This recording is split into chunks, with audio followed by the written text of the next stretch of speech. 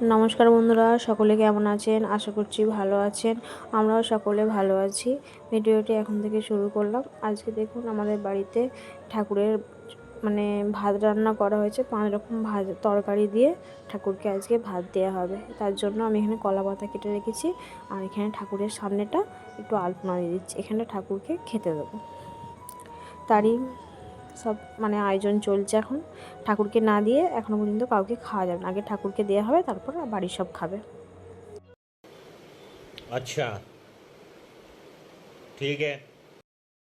ঠাকুরের এই ভাত দেওয়ার ব্যাপারটা অন্য কোনো ঘরে দিলে হবে না, রান্নাঘরের মধ্যেই দিতে হবে। তাই জন্য আমি রান্নাঘরটা ভালো করে পরিষ্কার করে মুছে এই দেখুন মাটিতে দিয়েছি কলা পাতায়। আর ভাত, ডাল, আলু ভাজা, শাকের তরকারি, মাছের ঝাল আর তেঁতুলের টক, এই দিয়ে আমি ঠাকুরকে ভাত দিয়েছি। আমার সংসারে যেমন রান্না হয় আমি তেমন দিয়েছি। মা তুমি এতেই খুশি হও, আর সব কিছু একটু দেখো সব কিছু যেন ঠিক থাকে। ব্যাস এইটুকুই চাওয়া, আর কিছু চাওয়া নেই। এটুকু হলেই আমি খুশি।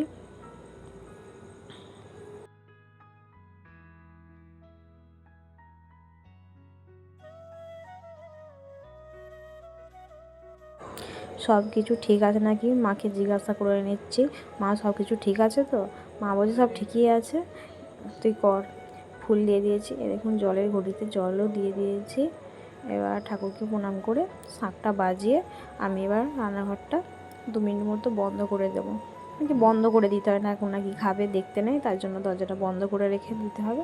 তারপর 2 মিনিট মতো হয়ে গেলে তারপর দরজাটা খুলে ঠাকুরকে প্রণাম করে কলা পাতাটা নিয়ে জলে নাকি ভাসিয়ে দিয়ে আসতে হবে। এইটাই নাকি নিয়ম। তো এই নিয়মটাই পালন করি, চলুন। रुको जरा सबर करो। 2 মিনিট মতো হয়ে গেছে। দরজা খুলে দেখুন ঠাকুরকে প্রণাম করে ঠাকুরের পাতাটা আমি জলে ভাসাতে নিয়ে যাব। এবার ওটা ভাসিয়ে দিয়ে আসার পর এখানটা ভালো করে মুছে নেব। মুছে নেওয়া হয়ে গেলে বাবুকে আগে ভাত খাইয়ে দেবো, তারপর আমাদেরও ভাত বাড়বো।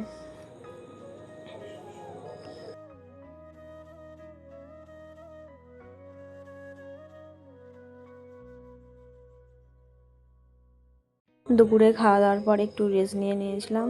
তারপরে দেখুন বিকেল হয়ে গেছে। ঠাকুরকে আর দরজার চৌকাঠে ফোঁটা দিয়ে দিয়েছি। এই দেখুন ফোঁটাটা দেওয়া হয়ে গেছে। ভিডিওটি এইখানেই শেষ করলাম। দেখা হচ্ছে পরের একটি ভিডিও। ততক্ষণ আপনারা সুস্থ থাকুন, ভালো থাকুন, সাবধানে থাকুন। ভিডিওটি ভালো লাগলে লাইক করবেন, কমেন্ট করবেন, চ্যানেলটিকে সাবস্ক্রাইব করে পাশে থাকবেন।